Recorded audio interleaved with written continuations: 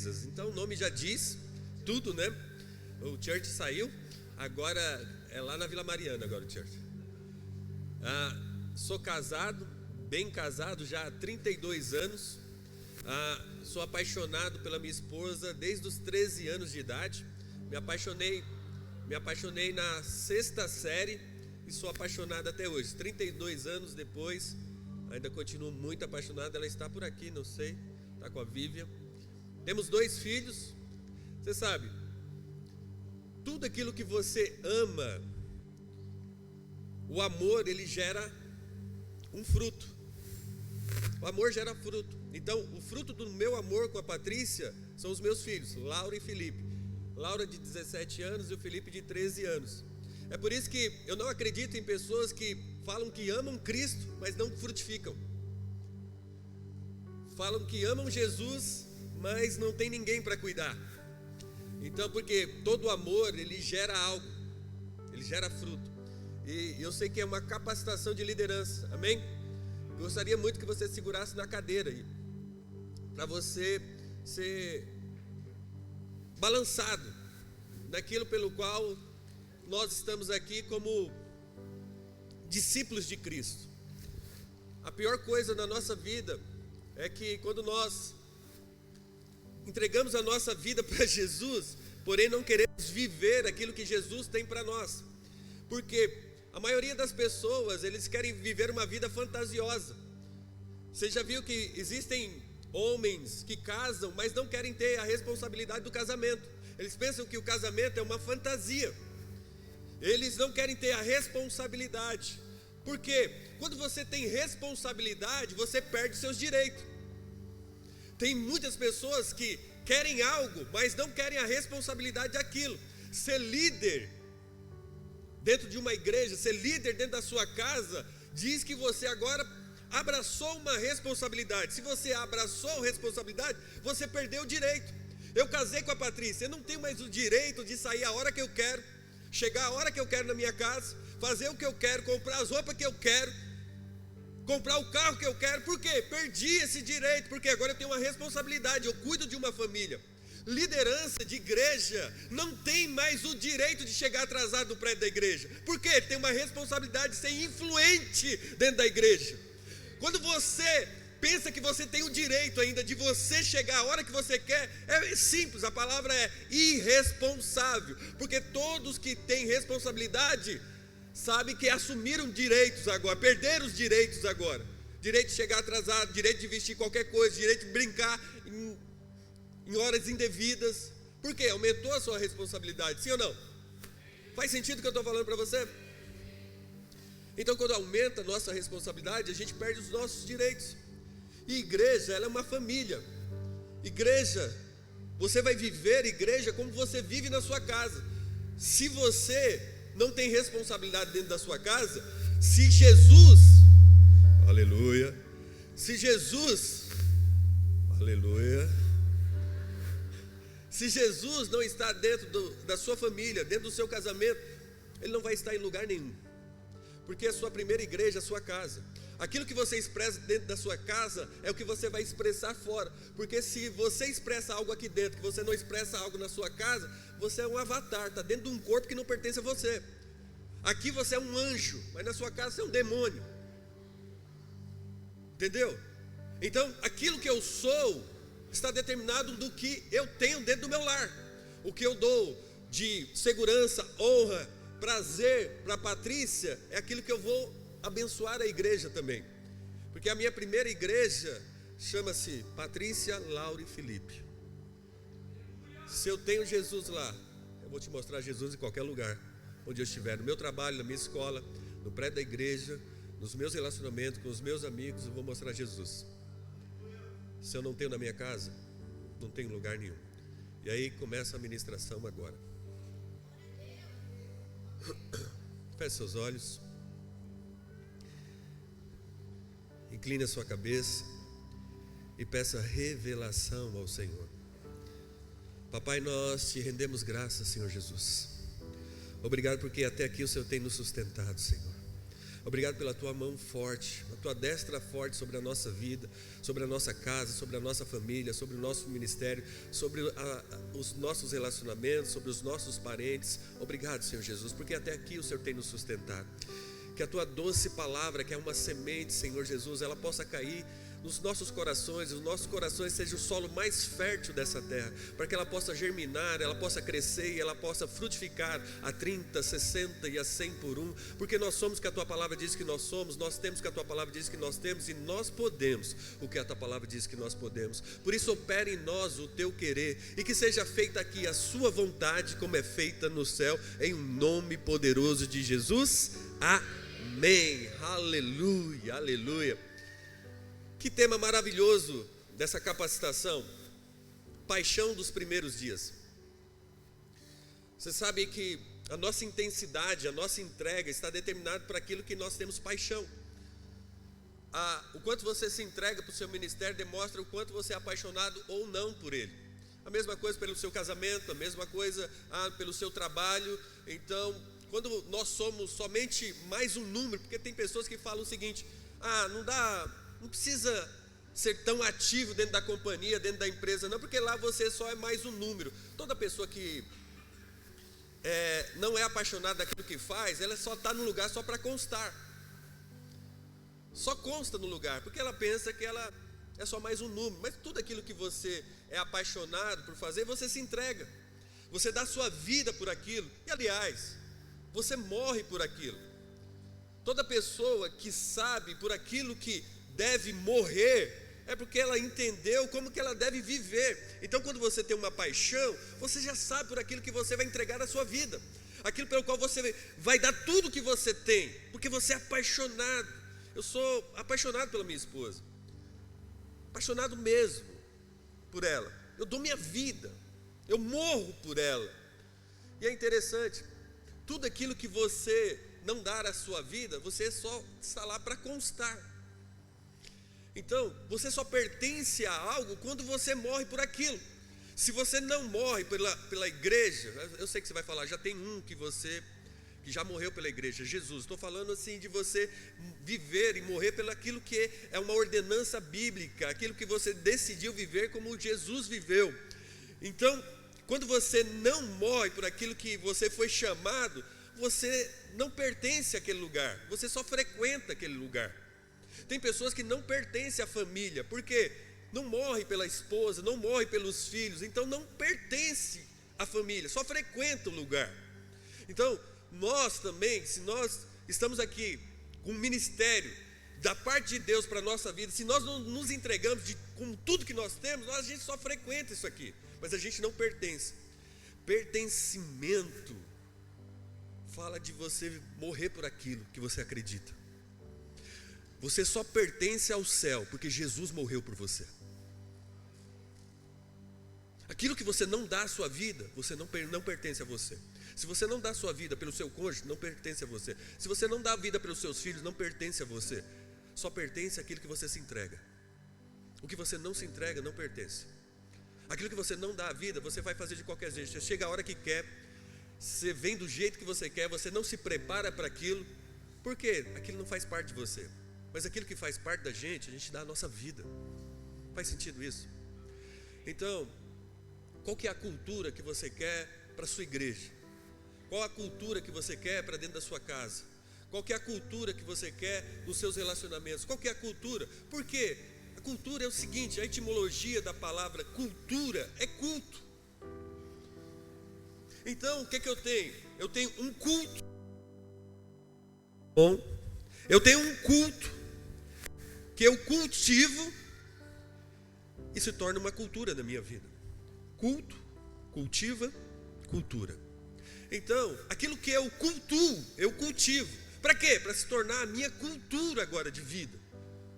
Isso, mesmo que você não queira uma cultura na sua vida, mesmo que você não queira viver intenso em Deus, alguma cultura vai se formar na sua vida. Mesmo que você não produza ela, algo será produzido. Se você não produz uma intensidade, uma paixão em Deus, você vai ter uma cultura do desleixo, da inconstância, da passividade, da omissão. Mesmo que você não queira, isso vai se formar na nossa vida. Então, por quê? A cultura, a gente desenvolve ela, a gente cultiva aquilo que nós queremos. Por quê? Deixa eu te falar como que nasce a cultura. Primeira coisa que você tem com Jesus, uma experiência, sim ou não? Teve uma experiência com Jesus. Segunda coisa, depois da experiência, gerou em você uma crença. A experiência gera uma crença. Depois da crença vem o seu comportamento. Experiência, crença, aquilo que você acredita, você se comporta. Depois que você se comporta dessa forma, repetidamente, você repete esse comportamento, o que é que torna na sua vida? Uma cultura. Experiência, crença, comportamento repetitivo mostra a nossa cultura. E a cultura da paixão, eu e você precisamos ser intencionais com ela. Você precisa ser intencional, para que o fogo nunca se apague, para que o fogo se mantenha em você. É tempo sim, tempo de oração, tempo de solitude, tempo de se entregar ao Senhor, tempo de devocional intensos com Deus, tempo de escutar a voz do Senhor, porque eu quero ter todo momento essa paixão acesa dentro do meu coração, aleluia. Você crê isso também? Então deixa eu te perguntar, quantos são os avivalistas nesse lugar? Está vendo? Quantos são incendiários nesse lugar? Quantos querem a cultura do céu neste lugar? Porque eu não sei você, mas quando eu era muito jovem, a long time ago, há muito tempo atrás, eu era um jovenzinho, meu pai comprava uns bonecos para mim, vou falar alguns nomes de bonecos para você, você não vai lembrar. Comandos em Ação, Playmobil, G.I. Joe. Aí meu pai comprava esses bonecos para mim, eu ficava louco com eles, né? E eu gostava de fazer experiências com esses bonecos. Eu pegava um balde com água e fazia assim na água, assim, um redemoinho na água. Gerava aquele fluxo da água. O que é que eu fazia? Agora é você, G.I. Joe. Mergulhava ele lá para baixo do balde. E agora, comandos em ação, vai. Jogava ele lá para o fundo de novo. Playmobil, vai. E ele lá no fundo. Pastor, o que você quer falar com isso? Isso é cultura. Como? Sabe, o fluxo que você dá para a sua vida, quando as pessoas encontrarem para você, vão ser arremessados para aquilo que você acredita. Qual que é o fluxo que você dá vazão para a sua vida? Qual que é o fluxo que essa igreja dá vazão para os visitantes chegarem? Porque quando os visitantes chegam ao seu prédio de igreja, eles precisam ser arremessados para a presença de Deus, para a vida de Deus, para a unção de Deus. A cultura é um fluxo daqueles que são apaixonados por Jesus. Eles vivem por isso, eles querem isso, eles almejam isso. Eles querem viver tão intensamente que tudo que eles fazem levam pessoas que estão próximos dele a viver a mesma coisa que eles estão vivendo. Então, qual que é o fluxo que você está vivendo? Porque também, o inverso também pode acontecer. Se você vive o fluxo do desânimo, da passividade, da omissão, todo mundo que chegar perto de você vai ser arremessado para a tristeza, para a apatia, para a dificuldade, para ter aquela voz, ó dia, ó azar, ó tristeza, ó céus. Por que você não muda, irmão? Eu nasci assim, eu cresci assim, e vai morrer assim, miserável. Porque virou uma Gabriela da vida. Mas nós não somos assim. Nós sabemos que o nosso Deus morreu por nós. Nós sabemos que nós não somos merecedores do favor. Nós não somos merecedores desse amor. Mas Ele disse sim a nós, para nos resgatar do império das trevas, para nos levar para o reino da maravilhosa luz, para quando nós não afetarmos nada. Ele falou o seguinte: agora vocês são luz do mundo, agora vocês são sal da terra, onde vocês forem, vocês vão dar sabor, onde vocês forem, vocês serão uma luz agora, porque há uma intensidade da minha vida em você, tudo que eu tenho está aí dentro de você, você só precisa crer e se comportar agora com aquilo que eu te dei como experiência e viver essa cultura. Que cultura é essa? A cultura do céu. Mas estão comigo? Fala aleluia, glória a Deus. E aí, eu tenho 3 pontos, somente 3 pontos, de pessoas apaixonadas, de pessoas que não frequentam culto, de pessoas que pertencem ao culto, de pessoas que não frequentam células, de pessoas que pertencem à célula, de pessoas que não frequentam o seu casamento, mas pertencem ao seu cônjuge, de pessoas que não só se frequentam a vida dos filhos, mas os filhos pertencem a eles. Sabe por quê? Eu creio que a vida, por que nós temos essa vida? A vida, ela é para causar impactos. A vida foi feita para causar impacto. Se eu estou aqui hoje, se a minha vida não causa um impacto na sua vida, é porque eu sou irrelevante. Porque a relevância só vem quando a minha vida melhora a vida de quem está próximo de mim. Se a minha vida não melhora a vida de ninguém, eu sou irrelevante. Porque a vida é para causar impactos. Mas o primeiro impacto é aqui dentro. Se Deus não impactou você aqui dentro, não tem como você impactar fora. Porque tudo acontece primeiro em nós, para depois acontecer através de nós. Jesus faz primeiro em você, para depois fazer através de você. Certa vez os discípulos perguntaram o seguinte: Senhor, onde está o reino de Deus? Ele falou: está dentro de você. O reino está aqui dentro. A grande questão é a gente viver para impactar nessa cultura da paixão. Porque quando nós... É aqui que está ruim. Quando nós temos essa paixão, nós podemos transtornar, transformar, impactar e modelar os lugares pelo qual nós estamos. É interessante, o Salmo 23, ele diz o seguinte: unge a minha cabeça com óleo e o meu cálice transborda. Porque todos aqueles que estiverem ao meu derredor vão receber daquilo que Deus tem colocado em mim. E é interessante que o Salmo 23, ele começa, esse texto, vem um versículo antes, ele fala o seguinte: prepara-me uma mesa perante aos meus adversários. Mas por quê? Vai preparar uma mesa perante aquelas pessoas que não acreditam na mesma coisa que eu acredito, não vivem a mesma coisa que eu vivo, não têm a mesma paixão que eu tenho. Por que vai preparar? É que você sempre só percebe os adversários, mas você não percebe quem está preparando a mesa. A gente tem essa mania de olhar para os adversários, mas nunca prestou atenção em quem está preparando a mesa para nós. Por que ele prepara uma mesa daqueles que não têm a mesma paixão, a mesma intencionalidade, a mesma intenção?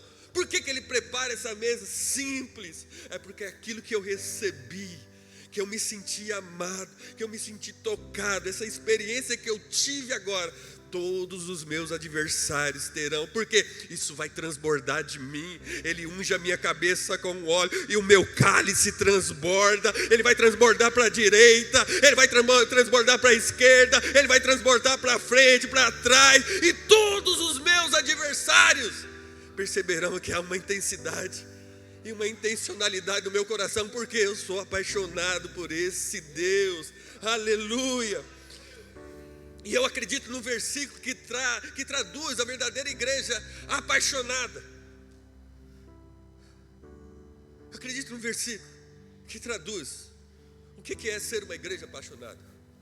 Atos 17, 6. Parte B do versículo. Aqueles que têm transtornado o mundo estão aqui perturbando a nossa cidade. Uau! Sabe,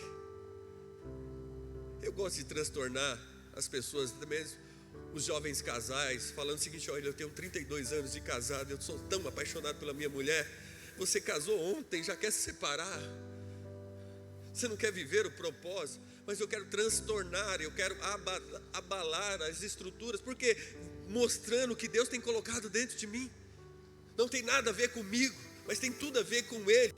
Então, quando nós chegamos nos lugares e nós transtornamos aquele lugar por aquilo que Deus depositou, todos nós queremos viver a igreja primitiva. Mas você tem a mesma paixão da igreja primitiva?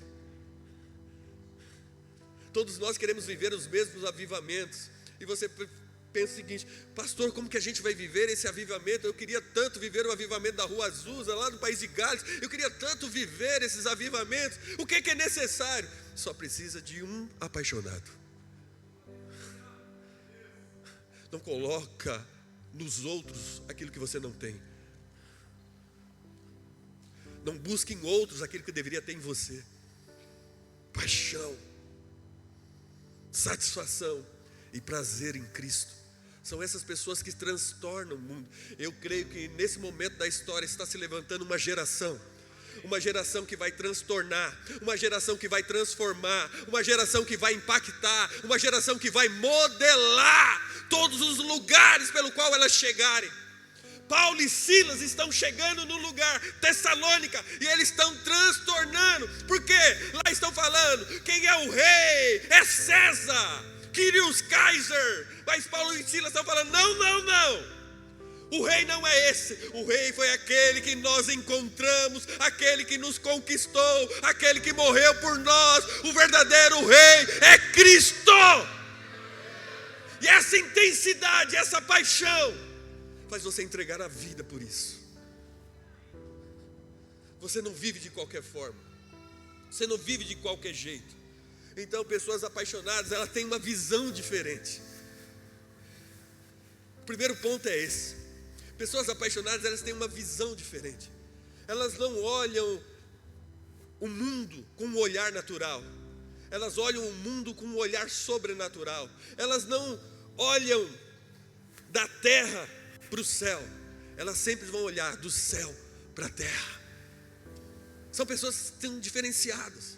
Deixa eu te perguntar: qual que é a sua perspectiva de reino? Qual a sua perspectiva do ministério que Deus te colocou? Qual é a sua perspectiva daquilo pelo qual Deus já enviou você? Qual que é a sua perspectiva? A forma de você enxergar determina a paixão que você tem por aquilo que Deus te colocou no seu coração. Então eu quero trazer um exemplo. Como que funciona isso então, pastor? Isaías 6, abre a sua Bíblia. Isaías 6, a partir do verso 1, diz o seguinte: no ano em que morreu o rei Uzias, eu vi também ao Senhor assentado sobre um alto e sublime trono. Aqui é uma experiência que Isaías está tendo com o trono de Deus. O que eu falei para você? Toda cultura começa como uma experiência. No ano que morreu o rei Uzias, eu vi também o Senhor assentado sobre um alto e sublime trono, e a cauda do seu manto enchia o templo. Serafins estavam por cima dele, cada um tinha 6 asas, com 2 cobriam os seus rostos, e com 2 cobriam os seus pés, e com 2 voavam, e clamavam uns aos outros, dizendo: Santo, Santo, Santo é o Senhor dos exércitos, toda a terra está cheia da sua glória. Aleluia. E os umbrais das portas se moveram, a voz do que clamava, e a casa se encheu de fumaça. Então disse eu: ai de mim. Aqui é Isaías falando: ai de mim, porque estou perdido, porque sou um homem de lábios impuros, e habito no meio de um povo de impuros lábios. Os meus olhos viram o rei do Senhor dos exércitos. Olha a experiência que Isaías tem com o trono de Deus. Mas a primeira coisa que ele tem como visão é o seguinte: acusação sobre ele mesmo e acusação sobre aqueles que estão ao lado dele. Ele fala o seguinte: ai de mim, por quê? Eu sou um homem de impuros lábios. Mas não é isso, não é só isso. Eu vivo no meio de um povo de lábios impuros também. Os meus olhos viram. O que é que vai acontecer de mim agora? O que Deus vai fazer? Então, a sua experiência vai determinar a sua crença, se a sua visão está de acordo com a visão do céu. Mas é interessante, ele se julga e julga as pessoas que estão. Ele fala assim: eu sou um homem de lábios impuros e habito no meio de um povo de impuros lábios. Mas os céus está dizendo o seguinte: toda a terra está cheia da glória de Deus. A grande questão é a sua perspectiva de você viver sobre condenação, sobre acusação, ou você saber que toda terra e a sua vida está cheia da glória de Deus. Então Isaías tem essa visão do trono de Deus. Então ele está lá no terceiro céu. Se tem um terceiro céu, então tem um segundo céu. Se tem um segundo céu, tem um primeiro céu então. E qual que é a perspectiva? E eu quero que você analise junto comigo. O que é o primeiro céu? O primeiro céu é esse céu que você enxerga saindo daqui. Você olha o céu, o que tem debaixo desse céu? Tem doenças, tem guerras, tem depressão, tem ansiedade, tem o adultério, tem todo tipo de dificuldade, está debaixo desse céu. Mas tem também o segundo céu. O que a Bíblia fala do segundo céu? O segundo céu, onde são as batalhas espirituais. Lembra lá de Daniel, orando 21 dias? E a palavra de Deus não chegava, a promessa de Deus não chegava até ele. Deus dá uma ordem a Miguel para pelejar contra o príncipe da Pérsia. O que aconteceu? Destravou! E chegou a bênção até Daniel. Então o segundo céu é onde tem as batalhas espirituais. Dominadores desse mundo, principados e potestades estão no segundo céu. Existe o terceiro céu. Paulo fala lá em Efésios 2:6 que eu e você estamos assentados nas regiões celestiais em Cristo Jesus. Presta bem atenção no que eu vou te dizer. Todos aqueles que estão apaixonados por Cristo estão no terceiro céu. Mas quem não é apaixonado sempre olha para as dificuldades. Então quem tem a perspectiva dessa terra aqui, e olha da terra para o céu, sempre vai ver depressão, ansiedade, angústia, medo, perturbação noturna acima de você. Todo mundo que tem a perspectiva da terra para o céu vai ver dominadores desse mundo, principados e potestades, demônios estão acima de você. Mas quem é apaixonado por Cristo não vive nessa terra. Quem é apaixonado por Cristo está nas regiões celestiais. Então ele está no terceiro céu. Então medo, angústia, tribulação, depressão, ansiedade, guerras estão debaixo dos meus pés. Principados, potestades, dominadores desse mundo estão debaixo dos meus pés. Por quê? A minha visão não é da terra, a minha visão é do céu para a terra. Toda a terra está cheia da glória de Deus. Então, primeira coisa de pessoas apaixonadas, elas têm a perspectiva correta, elas têm a visão correta. Elas não vivem de achismo, elas têm convicção no coração. Todo líder convicto, ele está sentado nas regiões celestiais em Cristo Jesus. A glória está sobre ele, e onde ele chega, a glória do Senhor é derramada. Unge a minha cabeça com óleo, e o meu cálice logo transborda. Aleluia, quantos estão me entendendo?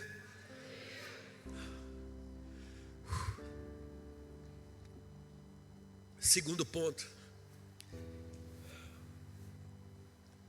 Todas as pessoas apaixonadas, elas vivem pela sua missão, pelo seu destino.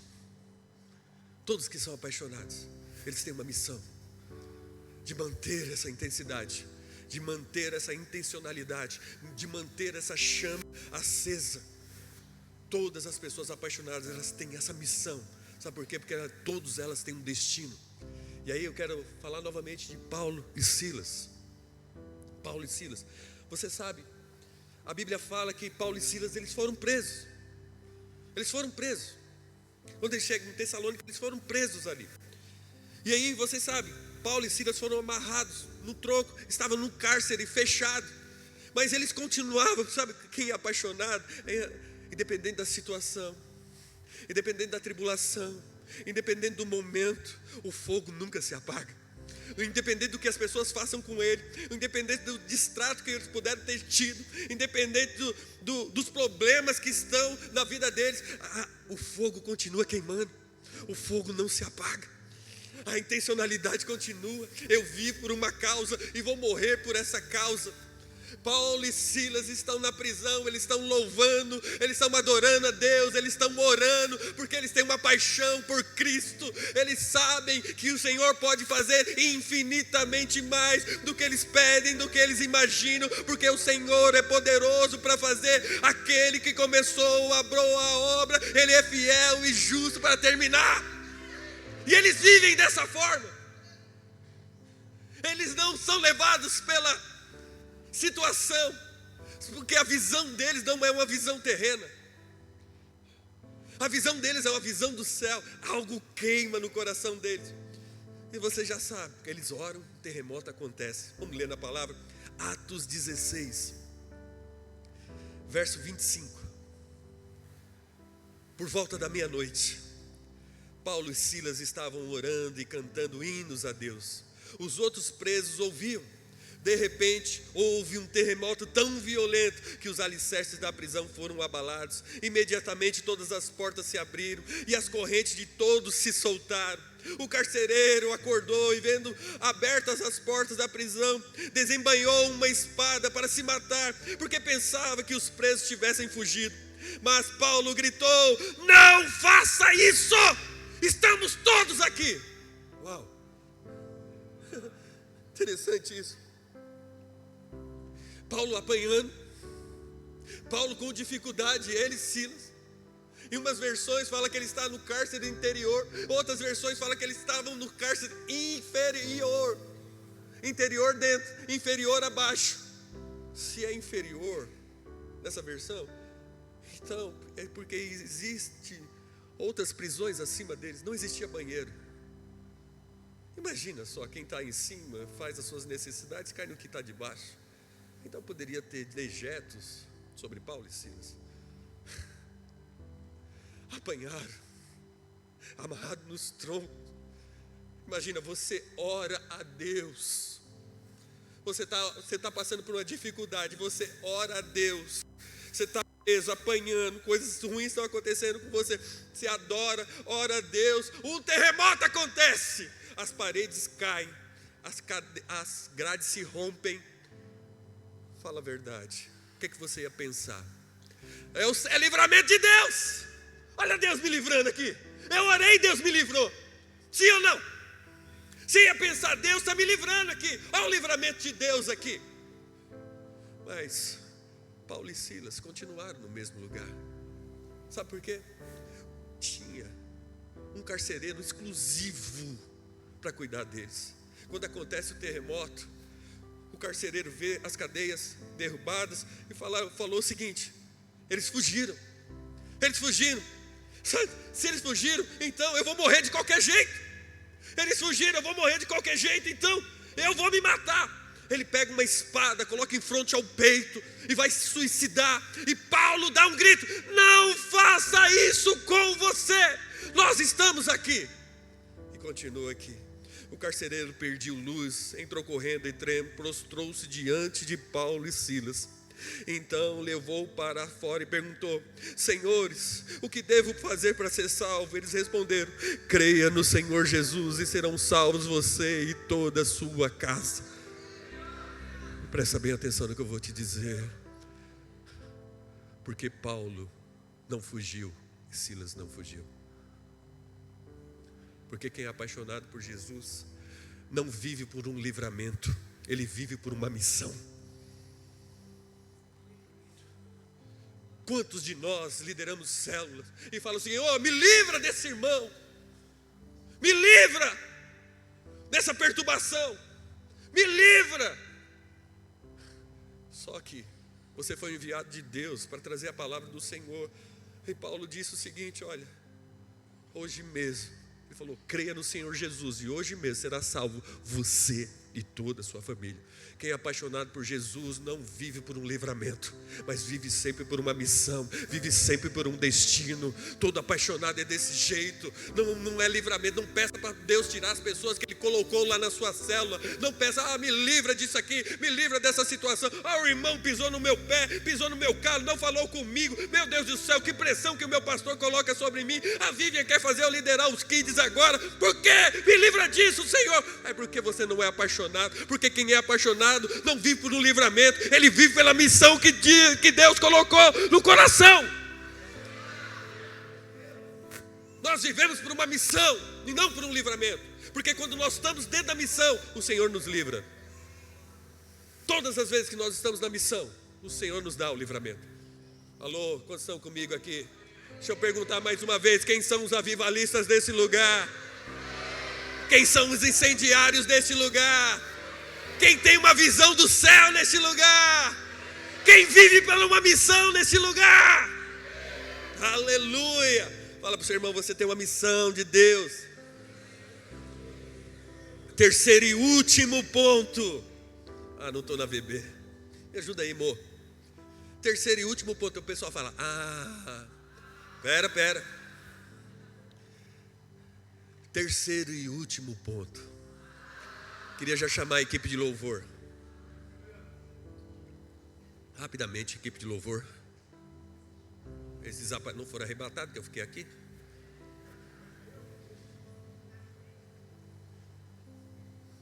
Eu vou esperar um pouquinho a equipe de louvor para vocês não distrair com eles, porque eles são muito bonitos.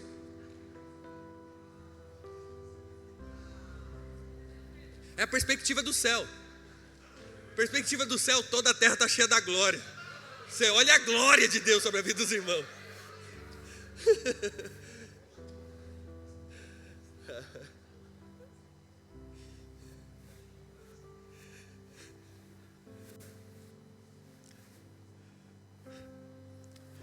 Paulo e Silas, eles não fugiram. Eles permaneceram no cárcere. Por quê? Qual que era a missão de Paulo e Silas? A missão de salvar. Salvar. Então eles não estavam vivendo pelo livramento. Eles estavam tipificando Cristo. Eles estavam fazendo aquilo que Jesus falou a todos nós. Mateus 28:19. Ide e fazei discípulos de todas as nações, batizando em nome do Pai, do Filho e do Espírito Santo de Deus. Amém. Precisamos viver por uma missão. Precisamos viver por um destino. E não por livramentos. Quando nós estamos dentro da missão do Senhor Jesus, sempre nós teremos livramentos. Sempre teremos livramento. Último ponto. Eu queria que você não se distraísse agora. É a conclusão da palavra. Então, todos que são apaixonados têm uma perspectiva celestial no coração, uma visão do reino de Deus.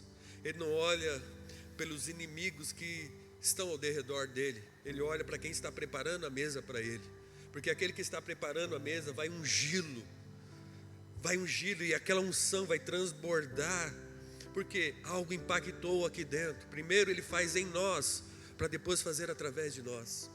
Líderes fortes são líderes influentes. Líderes fortes são líderes que influenciam. Eles influenciam com o quê? Com a vida de Deus. Células que se multiplicam, não se multiplica porque tem um montão de gente lá, aí vai multiplicar. Não, aí daqui a pouco vai acabar. Porque a célula que cresce e multiplica é aquela que tem a vida de Deus. Vida de Deus. Porque onde tem vida, atrai pessoas. Célula não é clube do Bolinha ou clube da Luluzinha. Célula é o lugar das pessoas terem uma experiência com Deus, terem uma crença depois terem um comportamento e depois ter a cultura do céu na vida delas. Amém? Então, terceiro e último ponto. Esse tópico é o seguinte: toda vez que você tem uma paixão por Cristo, você vai responder a pergunta que o mundo não te fez. Olô? Pastor, como que eu vou responder algo que ainda não me fizeram a pergunta? Simples. Todos nós pensamos que Jesus, Deus, responde às nossas necessidades. É só para você acordar. Vou ficar desse lado aqui. Porque aqui é a esquerda, né? Está dando problema. Então vou ficar pela direita aqui. Esquerda está dando problema. Eu até me perdi onde que eu estava mesmo. É verdade. Eu lembrei. É que você pensa que Deus responde às nossas necessidades. E Deus responde aos nossos questionamentos. Não. Deus não responde à necessidade. Mas pastor, eu tenho tanta necessidade, Deus não vai responder a minha necessidade. O mundo inteiro tem necessidade. Deus não responde à necessidade, Deus responde à fé. Sem fé é impossível agradar a Deus. Deus não responde aos seus questionamentos, Deus responde às suas respostas. Conforme você responde a Deus naquilo que é propósito dele, você cresce, você avança, você aparece. Alô? Faz sentido isso para você? Amém? Então nós precisamos responder todas as pessoas que são apaixonadas. Responde para o mundo a pergunta que o mundo ainda não fez. Eu quero contar uma história sobre Saul buscando as jumentas do pai dele. O pai de Saul perde as jumentas. Aí fala para Saul: vai procurar as minhas jumentas. E Saul chama o moço, o servo dele, para ajudá-lo nessa procura, nessa busca. E eles saem para procurar as jumentas do pai. Porém, eles não encontram as jumentas. Aí o moço, o servo de Saul, fala o seguinte: já está ficando tarde. Saul fala para ele: está ficando tarde já. Talvez o meu pai, agora, ao invés de ele se preocupar somente com as jumentas, vai se preocupar com a gente também. Meu pai já deve estar muito nervoso lá, e a gente não encontra essas jumentas. Aí o servo de Saul, o moço, fala o seguinte: ó, aqui próximo tem a casa de um profeta, e tudo que ele fala acontece. E ele vai falar onde estão as jumentas do seu pai. Sabe que profeta era esse? Samuel. 1 Samuel 9, verso 5. Vindo eles então à terra de Zuf, Saul disse para o seu moço, com quem ele ia: vem e voltemos, que porventura meu pai não deixe de inquietar-se pelas jumentas e se aflija por causa de nós. Porém ele disse: eis que nesta cidade há um homem de Deus, um homem honrado é, tudo quanto diz sucede assim infalivelmente. Vamos-nos agora lá, porventura nos mostrará o caminho que devemos seguir. Olha, interessante. Só que nesse mesmo momento, Deus está falando com Samuel. Deus está falando o seguinte para Samuel: vai chegar na sua casa um homem, vai bater na sua porta, e quando você abrir a porta, você vai dizer que ele é o novo rei de Israel.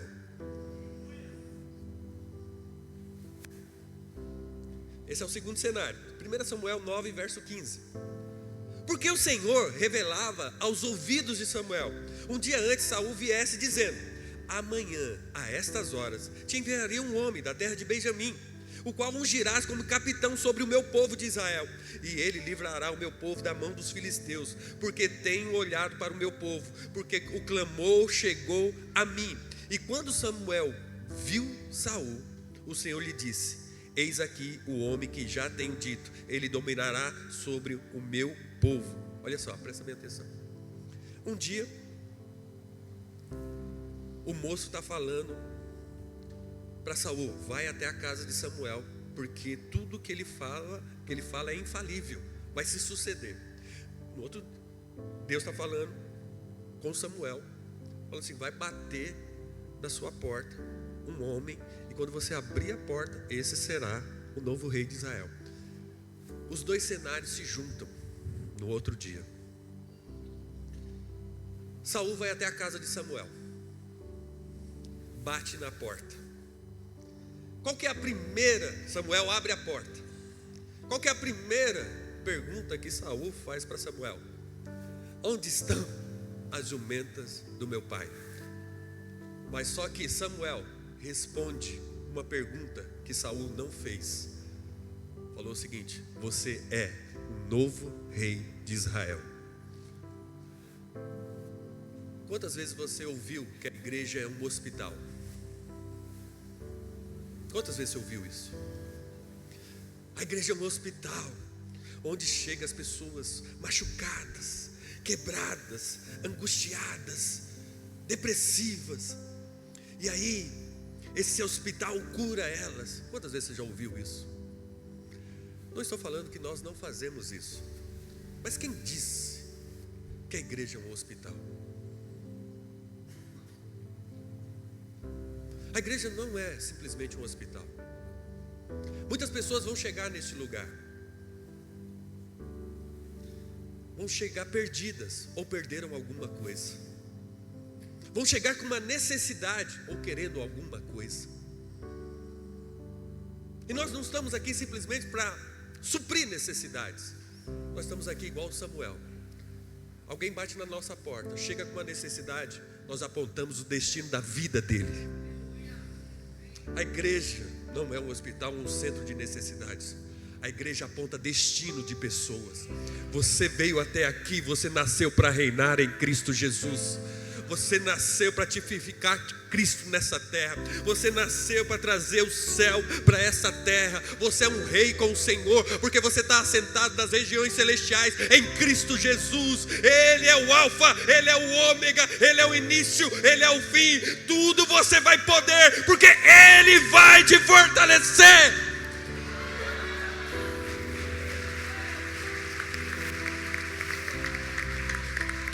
Todo apaixonado por Jesus, Ele sim, Ele supre a necessidade, mas não só isso, Ele dá o destino para a vida da pessoa. Quantos de nós estamos perdidos dentro da nossa própria igreja, porque nós não sabemos qual que é o propósito, qual que é o destino, o que arde no coração do pastor Marcelo, o que arde no coração da pastora Viva. Quantos de nós estamos batendo nessa porta e buscando a nossa necessidade,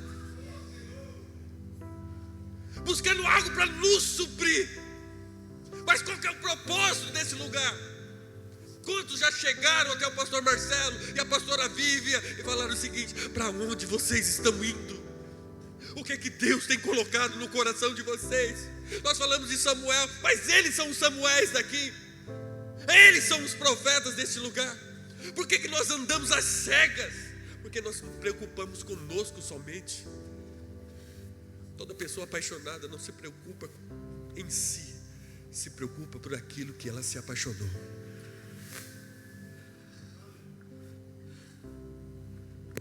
Se preocupa com aquilo que ela se apaixonou. Eu sou apaixonado por meus filhos, toca nos meus filhos, eu morro por eles. Sou apaixonado pela minha esposa, fala alguma coisa contra ela, eu morro por ela. Tudo que você tem paixão, você tem entrega. Fala a verdade. Quantas vezes nós vamos para a igreja por causa das nossas necessidades e não por paixão a Cristo?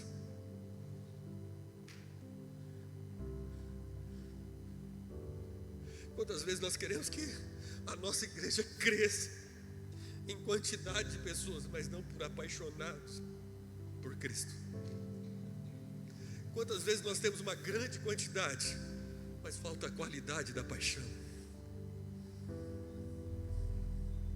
Quantas células são grandes, mas não tem o fervor da paixão? Porque célula apaixonada, ela sempre vai andar junto, ela é o primeiro que vai orar pelo culto, ela é o primeiro que vai se ajoelhar nesse lugar, ele é o primeiro que vai pedir revelação ao pastor, ela é a primeira que vai servir a igreja, porque ele vive por aquilo. A visão dela não é uma visão terrena, é uma visão do céu. Ela não vive por um livramento, ela vive por uma missão.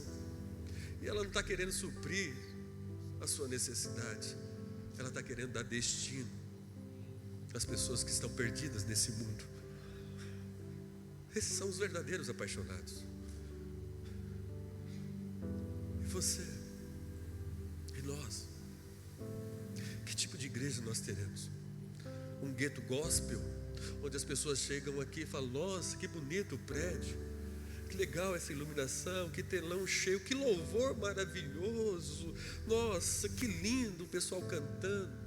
É somente isso? As pessoas vão chegar aqui, vão entrar num fluxo de uma cultura da presença, de pessoas que não olham para essa terra, que os louvores não chegam somente a esse ambiente, eles tocam o céu. de pessoas que não estão preocupadas com as circunstâncias, com as dificuldades que vão ter, com as impossibilidades até que terão na vida, porque agora vivem por Cristo Jesus, vivem numa missão em Cristo. São essas pessoas que vão fazer a diferença. Eu não sei você, mas eu fui chamado para entregar a minha vida e viver uma vida de propósito, viver uma vida que vale a pena ser vivida, porque é uma vida, é uma chance. Faça valer a pena, faça valer a pena. Não vai ter outra oportunidade, filho, é aqui. Viva de uma forma intencional, seja intencional naquilo que você acredita. Você acredita no seu casamento? Viva e morra por ele. Acredita no seu ministério? Viva e morra por ele. Só assim vai mostrar a sua paixão. Pessoa apaixonada é intenso. Intenso, ele é o primeiro em tudo. Não que a minha esposa não seja apaixonada por mim, mas eu sempre quero ser o primeiro. Antes dela falar feliz dia de aniversário de casamento, eu já faço um texto. Meia-noite, antes de virar o dia, eu já estou fazendo um texto para ela, porque eu sou um louco. Eu quero ser o primeiro a chegar no prédio da igreja. O pastor Wilson nunca teve um problema comigo, falou assim: que hora que o Marcos vai chegar? Nunca. Porque o que eu tive como experiência, não precisa do pastor Wilson pegando no meu pé. A experiência que eu tive com Cristo. Não precisa de ninguém falar para mim: você precisa estar em Cristo, você precisa viver a obra de Cristo, você precisa mostrar as obras que você tem feito ao Senhor. Eu sou Tiagão. E mostra a sua fé sem obras, que eu vou te mostrar a minha, com a minha paixão. Vou te mostrar a minha com a minha paixão. Hoje é mais um dia de Deus nos dar uma oportunidade de nós vivermos aquilo que Ele tem que nós vivamos. Hoje é o dia de você se engajar com o seu pastor, com a sua igreja local, e de você falar: eu sou um discípulo de Cristo. Não tem nada a ver comigo, mas tem tudo a ver com aquilo que Ele fez por mim. Hoje eu sinto novamente essa paixão. Eu queria que você ficasse de pé.